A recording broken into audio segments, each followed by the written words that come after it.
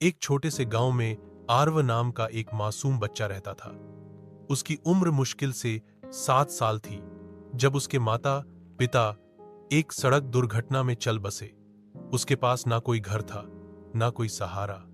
कई रातें उसने भूखे पेट सड़क के किनारे सोकर बिताईं, पर उसकी आंखों में हमेशा एक सपना था, कुछ बड़ा करने का, कुछ ऐसा जिससे वो खुद को ही नहीं, दूसरों की जिंदगी भी बदल सके।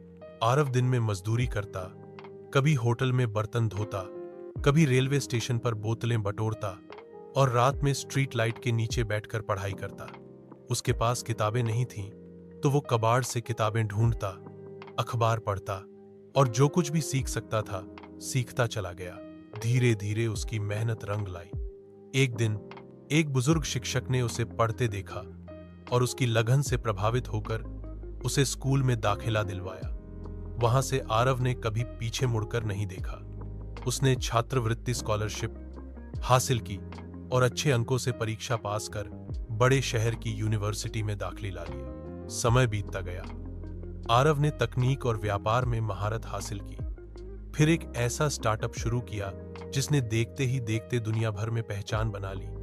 कुछ ही वर्षों में आरव दुनिया के सबसे अमीर इंसानों में गिना जाने लगा। लेकिन आरव ने कभी अपना अतीत नहीं भूला। उसने सबसे पहले एक ट्रस्ट बनाया, उम्मीद की किरण। इसके तहत उसने देश भर में हजारों मुफ्त स्कूल खोले, अनाथ बच्चों के लिए आश्रय गृह बनाए और गांवों में शिक्षा, भोजन और स्वास्थ्य सेवाओं की सुविधा शुरू की। वो कहता था, मैंने भूख देखी है, ठंड देखी है, बेबसी देखी है। अब मेरी जिम्मेदारी है कि कोई और बच्चा वो दर्द ना देखे।